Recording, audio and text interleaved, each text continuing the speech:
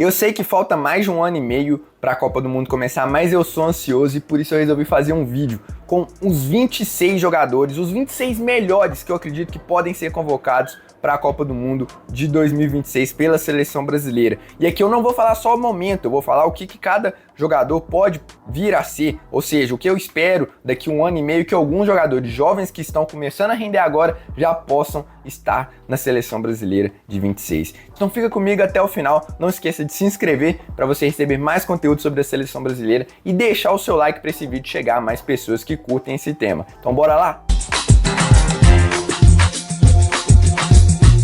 Lembrando, é o que eu gostaria, não o que o Dorival pensa. É o que eu acho que daqui 1 ano e meio vai ser o melhor para a seleção brasileira. Começando pelos goleiros. Eu iria, por enquanto, Alisson, Ederson e Bento. Poxa, mas os 3 mesmo que estão agora... Cara, primeiro, eu acho o Alisson e o Ederson, por mais que vivem altos e baixos em alguns momentos, principalmente o Ederson, chegou a ser banco no City, são os 3 melhores goleiros que a gente tem, são jovens. Não vejo nenhum deles encerrando o ciclo na seleção agora. Acho que a partir de 26 a gente pode começar a colocar o Alisson e o Ederson um pouco de fora. Nem digo qual deles será o titular. Imagino que o ciclo deve ser do Ederson mesmo, mas não vejo muito saindo desses 3 nomes. Outros nomes que podem chegar, não sei se para ser titular, porque é um período curto, por mais que seja 1 ano e meio, para um goleiro dar esse salto e se comprovar num futebol europeu, num time de alto nível e até mesmo na seleção brasileira, é muito difícil. Mas outros caras que podem chegar pelo menos para ser um terceiro goleiro, o Hugo Souza e o Carlos Miguel. Hugo Souza do Corinthians e o Carlos do Nottingham, ex-Corinthians também. São 2 caras com muito potencial, mas que ainda precisam comprovar um pouco mais o que eles são capazes. O Lucas Perry, ex-Botafogo, que está no Lyon, acho que também é um excelente nome, já vive um auge técnico, digamos assim, assumiu titularidade no Lyon e vem fazendo excelentes defesas.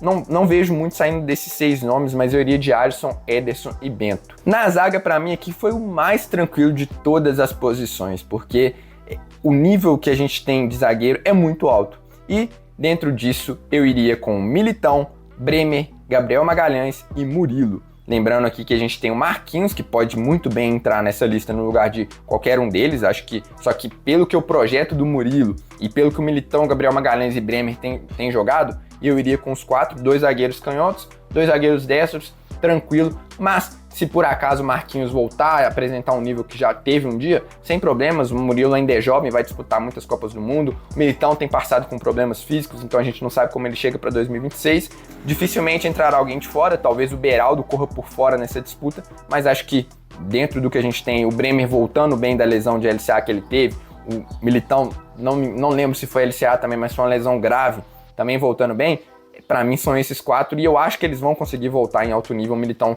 já teve uma grave lesão, conseguiu voltar bem. Eu confio que são 2 jogadores jovens, então confio que o Bremer e o Militão voltem bem. Na lateral direita, Wanderson e Ian Couto. Cara, eu acho que são os 2 mais talentosos. O Wanderson um pouco mais equilibrado, o Ian com mais armas ofensivas, ainda precisa aprimorar a parte defensiva, mas a gente tem 1 ano e meio até lá. São 2 caras que atuam em clubes médios do futebol europeu, né, Mônaco e Borussia. Acho que o Wanderson principalmente pode dar um salto, mas não necessariamente precisa para chegar em alto nível em 2026. Eu acho que hoje ele é o melhor lateral da seleção. Você tem laterais direitos surgindo agora, mas que para essa Copa eu acho muito difícil, que são o Pedro Lima, que foi pro Wolverhampton, mas tem pouquíssimos minutos, e o Arthur, que tá no Bayer Leverkusen, mas também tem poucos minutos. Eu vejo muito mais esses caras chegando para 2030 e assim, para eles darem esse salto de uma temporada para outra, teria que ser uma explosão muito grande, uma mudança de time talvez, e aí os caras arrebentando, mas para você convocar para uma Copa do Mundo jogadores com 20, 21 anos que ainda não se comprovaram, difícil. E aí você tem o Emerson Royal, também nessa correndo por fora do Milan, depois que ele saiu do Tottenham, tem apresentado um futebol melhor, tem sido um pouco mais seguro defensivamente, vi bons jogos dele no Milan nessa temporada. Não vejo o William, por exemplo, do Cruzeiro, chegando até 26, acho que, claro, esse ano teve uma temporada acima da média, a gente contou com baixas de outros jogadores, lesão do Ian Couto, o Wanderson também voltando agora, mas acho que para 26 ele não chega. Laterais esquerdos, eu acredito muito mesmo nesses 2 aqui. Caio Henrique e Carlos Augusto. O Caio Henrique ainda não foi convocado pelo Dorival e nem o Carlos Augusto. Mas por que eu confio nos 2? Primeiro, são os 2 melhores que a gente tem. Isso para mim é um fato. O Caio Henrique é o cara mais técnico, que joga por dentro, que pode fazer uma dobradinha com o Vinícius Júnior. Acho que é questão de tempo pro Dorival convocar ele. É o cara que mais completa o Vini Júnior e tem bons números, tem bom arremate, tem bom cruzamento, não compromete na defesa. É um lateral top de elite? Acho que não. Mas pro que a gente tem em comparação com outros laterais, imagino que possa chegar e espero que o Dorival comece a abrir os olhos para ele. E a gente tem o Carlos Augusto, que é reserva da Inter de Milão, mas não é aquele reserva, por exemplo, igual o Endrick, que não entra, não joga nenhum minuto. Não, ele entra, ele joga como terceiro zagueiro, como ala.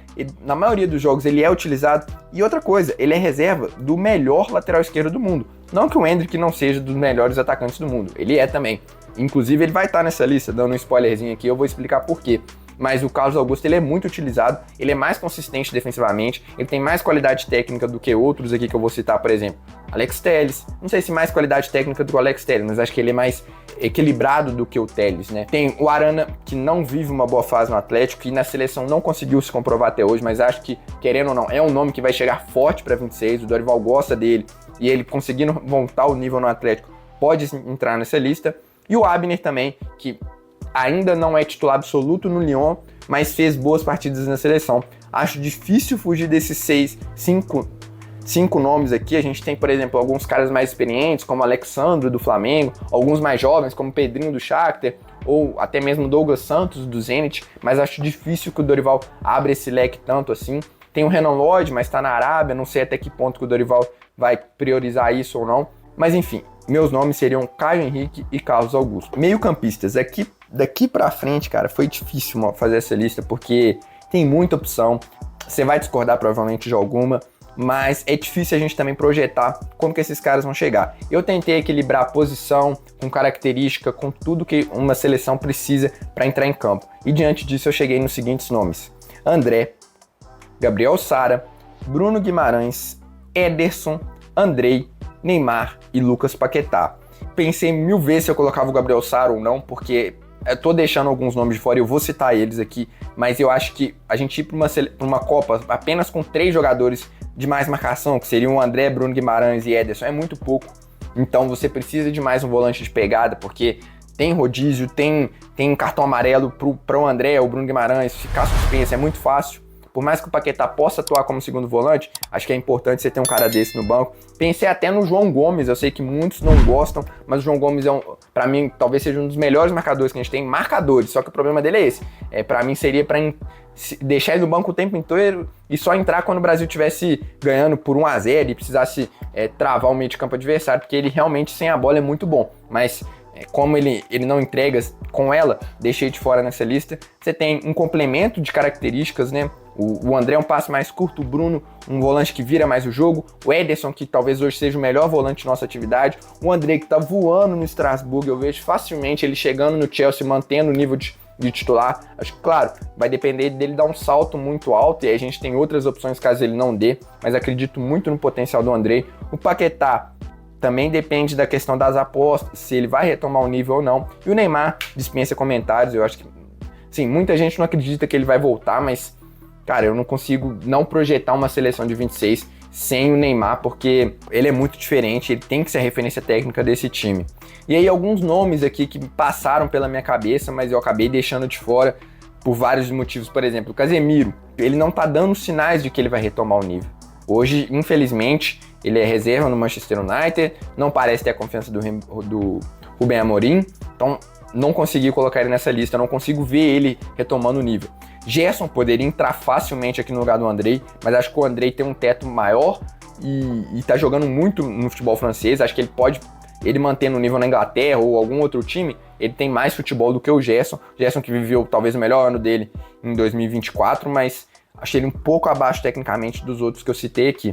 Tem o Douglas Luiz, que hoje também é um reserva na Juventus, mas que já demonstrou ter um baita futebol, só que o encaixe dele com o Bruno não é tão bom, acho que são jogadores de características muito próximas, por isso eu deixei ele de fora.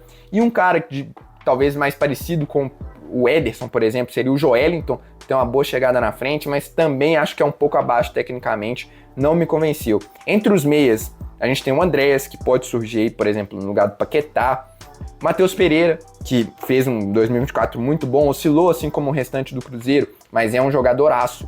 O próprio Ganso, eu quase coloquei o Ganso nessa lista.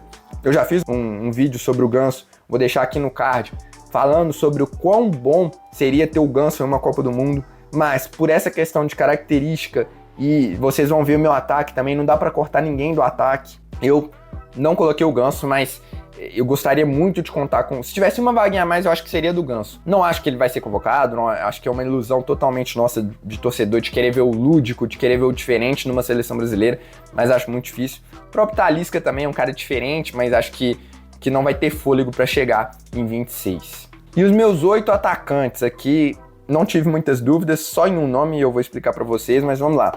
Estevão, Rafinha, Savinho, Vini Júnior, Rodrigo, Endrick, Pedro e Richarlison. Primeiro, acho que os pontas não tem muita discussão, né? A gente tá falando do Savinho, do Rafinha, do Vini Júnior, do Rodrigo, que são top mundial hoje. Por mais que o Savinho ainda não seja titular absoluto do City, ele vai só evoluir e não precisa também ser titular absoluto do City para ser convocado, ele é muito utilizado. O Estevão, o Estevão vai chegar no Chelsea. Cara, o Estevão vai deitar no Chelsea, não tenho dúvidas disso. Tem que ver como é que vai ser o encaixe dele com o Palmer, lógico, mas não vejo ele ficando... a não ser que ele faça uma temporada muito ruim de 25 para 26, acho que dificilmente ele vai ficar de fora da seleção. Aí você pode pensar alguns nomes aqui, vamos lá. Acho que o centroavantes talvez seja a parte polêmica dessa história aqui. O Endrick, eu vejo ele ganhando mais minutos na próxima temporada. Acho que é um processo longo, demorado, entendo, Mbappé, não sei se vai ter alguma mudança, alguma saída, pode ter chegado, ele pode ser emprestado. Hoje ele é o melhor centroavante em termos de potencial. Então eu não consigo não ver ele na seleção de 26. Acho que pelo menos para ser banco, ele precisa ser convocado e eu acho que ele vai ter mais minutos no Real, acho que ele vai ganhar mais jogos, mais oportunidades até a Copa de 26, então por isso eu coloquei ele na lista. Pedro, talvez o centroavante mais completo que a gente tenha em termos de qualidade técnica, tem que ver como que ele vai voltar da lesão, ele volta só no meio do ano que vem, mas é o único que eu vejo com essa característica de ser um cara mais alto, de ser bom na bola aérea, ter um excelente domínio, excelente finalização. Para mim era o melhor jogador do Brasil ao lado ali do Estevão, do Luiz Henrique antes da lesão. E o Richarlison, por quê? Primeiro, você precisa ter um centroavante mais experiente no banco, né? Não sei nem se para ser titular. E eu vejo o Richarlison se recuperando, fazendo gols no futebol inglês. Acho que é um cara que já me parece ter a confiança do Dorival, só não foi convocado porque teve momentos de lesão e ele tá lutando contra isso nessa temporada e por isso eu acho que ele tá um pouco abaixo. Mas um cara que com a camisa da seleção entregou, fez gols na Copa do Mundo de 22 e eu acho importante você levar um cara um pouco mais experiente nessa posição.